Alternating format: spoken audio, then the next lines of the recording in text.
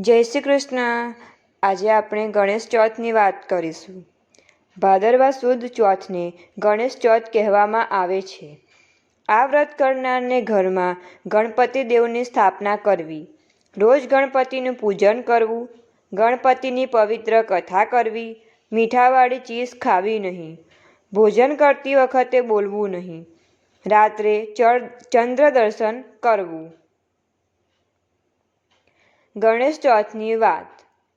બ્રહ્માજી, એમને એક વખત ખબર પડી કે ગણપતિ એ તો રિદ્ધિ સિદ્ધિના દેવ છે, એટલે એમની પાસે વરદાન લેવા માટે તેઓ ગણપતિ દાદા પાસે જઈને કહેવા લાગ્યા, હે ગણપતિ દેવ, આ સૃષ્ટિનું સર્જન કરતી વખતે ક્યારેક વિઘ્ન આવે છે અને મારી મતિ મૂંઝાઈ જાય છે, એટલે મને એવું વરદાન આપો કે મારા કામમાં કંઈ વિઘ્ન આવે નહીં।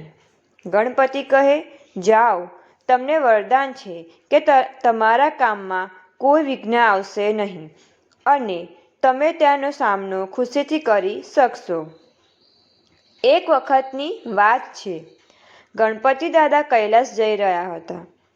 એ વખત ચંદ્રે તેમને જોયા અને હસી પડ્યા। આથી ગણપતિએ તેમને શાપ આપ્યો, હે ચંદ્ર, તને તારા રૂપનું અભિમાન આવી ગયું છે।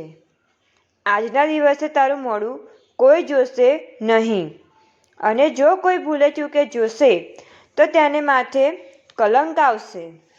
આ શાપ સાંભળીને ચંદ્રને તો ભારે શરમ આવી। એ તો જળમાં રહેલા કમળમાં છુપાઈ ગયો। દેવોને ખબર પડી કે ગણપતિએ ચંદ્રને શ્રાપ આપ્યો છે અને તેથી ચંદ્ર શરમાઈને ક્યાંક છુપાઈ ગયો છે, એટલે તેઓ બ્રહ્માજી પાસે ગયા અને કહેવા લાગ્યા, બ્રહ્માજી, ચંદ્રને તો ગણપતિએ શાપ આપ્યો છે, એને લીધે એ પીડાઈ રહ્યો છે, એનું નિવારણ બતાવો।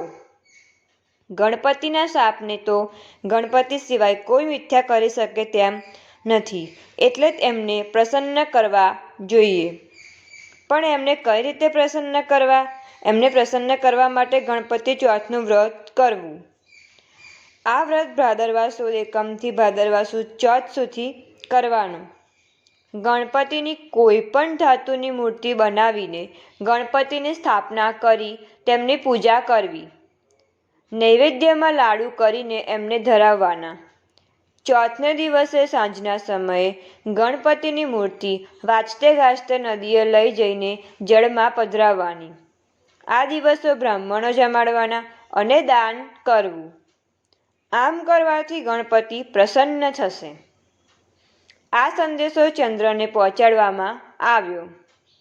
આથી ચંદ્રે ગણેશ ચોથનું વ્રત શરૂ કરી દીધું અને પ્રાર્થના કરવા માંડી કે હે ગણપતિ દાદા, મારી અણસમજને કારણે ભૂલમાં હું આડું અવળું બોલી ગયો, પણ હવે મને એનો ખૂબ પસ્તાવો થાય છે।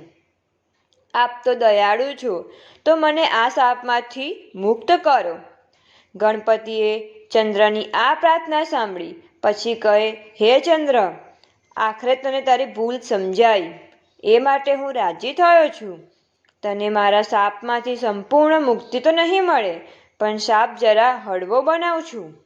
ભલે ગણપતિ દાદા। એટલે ભાદરવા સુદ બીજને દિવસે જે ચંદ્રના દર્શન કરશે એની માથે કોઈ જાતનું સંકટ નહીં આવે, પણ બીજના ચંદ્રના દર્શન કર્યા વગર ચોથના દર્શન કરશે તો તેને કલંક લાગશે। છતાં પણ ગણેશ ચોથનું વ્રત કરે જે કોઈ શ્રદ્ધાપૂર્વક કરશે તેની ઉપર મારી કૃપા રહેશે। આમ જ જે કોઈ ભાવિક શ્રદ્ધાપૂર્વક ગણેશ ચોથનું વ્રત કરશે, તેના વ્રતની કથા કહેશે અથવા સાંભળશે, તેની પણ ગણપતિ દાદાની કૃપા દ્રષ્ટિ રહેશે અને તેને સુખ સાંપડશે। હે ગણપતિ દાદા, તમારું વ્રત કરનારને ચંદ્રમાની જેમ સુખ શાંતિ આપજો અને સદાય કલ્યાણ કરજો।